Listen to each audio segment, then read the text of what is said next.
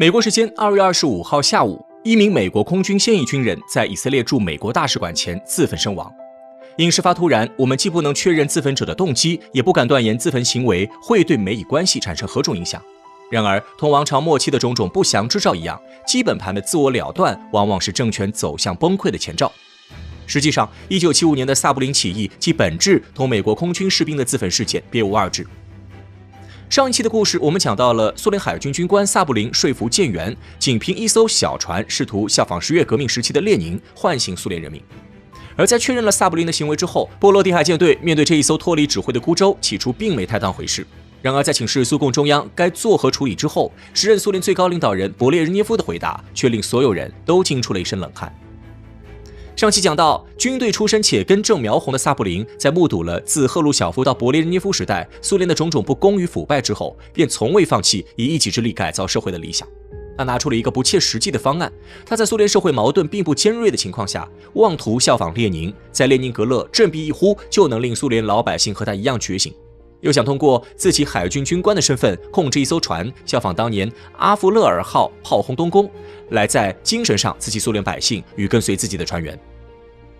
然而令人意外的是，这种异想天开的计划居然真的走到了实践的那一步。1975年11月7号，时任警戒号护卫舰政委的萨布林自觉已经说服了几乎所有船员，便借着调访里加港的机会，绑架了唯一不被他蛊惑的舰长，并通告全船开始起义。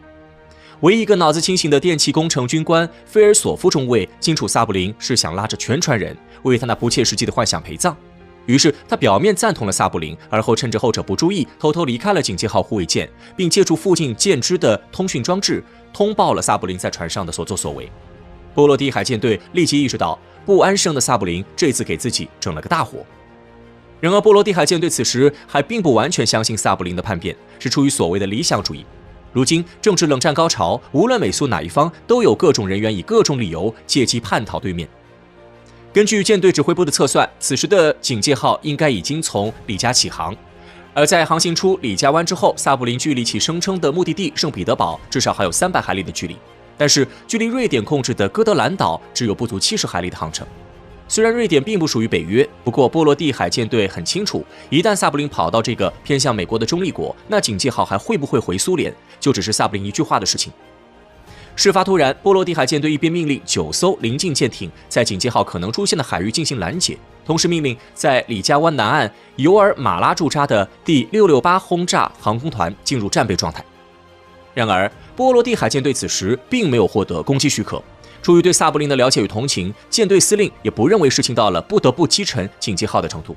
于是，在完成部署之后，他火急火燎地致电苏共中央，询问勃列日涅夫如何处置。而正在酣睡中的勃列日涅夫，在收到波罗的海舰队的急电之后，没有丝毫同情。他很快从床上爬起来，并告知舰队立即攻击这艘叛变的船只，必要的时候可以将警戒号直接击沉。领导人的冷血令波罗的海舰队感到震惊。然而军令如山，他们也不得不对警戒号展开攻击。其实对于萨布林而言，消息泄露就已经等同于起义失败。在第668轰炸航空团奉命攻击警戒号，并炸坏了后者的尾舵以后，萨布林几乎不经思考就选择了束手就擒。就这样，萨布林过家家一样的起义彻底失败了。不要说试图唤醒苏联人民，萨布林的阿弗勒尔警戒号连列宁格勒的影子都没看见。然而在抓捕了萨布林之后，如何处置这位叛徒，成为了一件比抓捕本身还要棘手的事情。波罗的海舰队对萨布林充满了同情，因此舰队没有给出任何处理意见，而是选择把萨布林的命运全部交给苏共中央定夺。而苏共中央也很稀奇，他们审判过苏联间谍，也遇到过苏联军人叛逃西方，唯独没见过想效仿列宁在苏联内部搞2次革命的激进分子。为了了解萨布林的动机，勃列日涅夫指示时任苏联国防部长格列奇科组织一个调查委员会，对萨布林事件的前因后果进行详细的调查。这个调查委员会的级别非常高，其领导者是当时的红海军司令戈尔什科夫。起初，苏联领导曾坚信萨布林的叛变绝对是境外势力的蛊惑，是一起由美国势力参与的策反行动。然而，调查委员会忙活了大半天，发现越调查越觉得事情不太对劲。萨布林不仅是一个根正苗红的苏共党员，在为海军工作期间也尽心尽力。他本人没有反社会人格，早在1962年就已结婚生子，家庭也幸福美满。萨布林本人没有接触西方思想的渠道，也找不到他与任何西方人接触的证据。其在伏龙芝海军学院以及列宁军事政治学院就读期间，还是最认真研习苏联意识形态的那批学生。调查到最后，就连戈尔什科夫司令本人都相信萨布林的行为就是出于单纯的爱国情怀，其本人正是怀揣着希望苏联变好的心态犯下所谓的叛国罪。这样一个人如果惩罚他，那毫无疑问是对最朴素的爱国情怀的辜负。但如果不惩罚他，没有人能保证不会有人打着爱国的旗号煽动下一次叛变。戈尔什科夫拿不定主意，便亲自请示勃列日涅夫该怎么对付这群思想激进的年轻人。勃列日涅夫在读了戈尔什科夫的报告后，反而有不一样的想法。虽然萨布林的行为确实是出于爱国，但如果苏共领导人勃列日涅夫肯定了萨布林的做法，那同时也意味着承认苏联在某种程度上出了问题。而一旦承认苏联有问题，那他这个总书记必然难辞其咎。因此，勃列日涅夫一心想把萨布林彻底打倒。他告诉戈尔什科夫，萨布林胡言乱语，罪无可恕，必须判处死刑。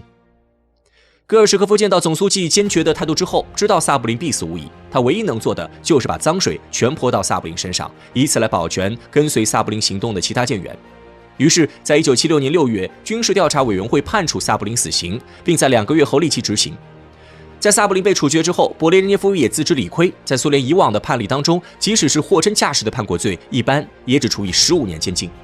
而着急弄死萨布林，明显是因为这个年轻人揭露出的一些现实，让勃列日涅夫自己都感到了心虚。为了掩盖事情真相，勃列日涅夫指示克格勃掩盖事情真相，并将波罗的海的骚乱原因向西方势力蛊惑下的一次普通摩擦上引导。直到萨布林死后，许多欧美学者才在间谍的闲言碎语中发现苏联内部居然还有这么一档子事情。起初，欧美学者对于克格勃又在给美国泼脏水这件事不甚在意，毕竟在冷战时代，假假真真的闹剧太多了。然而很快就有人发现，萨布林事件传递出了一个不寻常的信号。一名名为古格里扬的美国海军学院学生对萨布林非常感兴趣。同样作为青年，他完全理解了萨布林的行为单纯出于对苏联的热爱，而警戒号上异想天开的叛变也是走投无路的结果。古格里扬指出，系统学习过马克思与列宁著作的萨布林十分清楚，苏共中央已经严重偏离了十月革命的既定路线。然而，苏联强大的国家机器不仅没有在路线偏离之后崩溃，还在错误的道路上建立起了庞大且稳定的官僚系统。作为靠政变上台的苏联领导人，勃列日涅夫的权力就依托于苏联官僚系统，因此他即使能意识到苏联存在的问题，也不会对苏联做出任何改革。而对于萨布林本人来说，认真工作，进入苏共高层并亲自引导改革，虽然是一条切实可行的道路，但真等他爬上苏联统治阶级那一天，不说时间不等人，他也无法完全相信变身为既得利益者之后，自己能永葆初心。正因为如此，萨布林只希望能整一个大活，用一种匪夷所思的方式提醒苏共高层，如今已是大厦将倾的时刻。而这一个善意提醒的代价，就是他本人的生命。古格里扬完全解读出了萨布林的想法，并把这些想法写入他的作品《最后一个哨兵》当中。借由古格里扬的作品，全世界才发现苏联在1975年居然出过这样的事情。可是令人遗憾的是，萨布林的死最终被证明毫无意义。勃列日涅夫实际上很清楚自己的所作所为，苏联在未来的死活对他而言并不重要，只要不死在自己手里，那么自己就永远是官僚体制下最大的受益者。而在西方，虽然有人读懂了萨布林崇高的动机，但对拯救苏联这种帮助对手的事情却也毫无兴趣。在冷战期间，西方人最喜欢的戏码，其实还是苏联人被美国理想感召，迷途知返，投奔美国。于是，在1984年，一位名为汤姆·克兰西的美国小说家，以萨布林起义为原型，在完全曲解萨布林本意的前提下，写出了在美国大卖200万本的《猎杀红色十月》。不过，当我们把视角转回萨布林，假如他当初没有选择幼稚的反叛，而是继续升迁，直抵苏联中央，难道就真的没有机会改变苏联吗？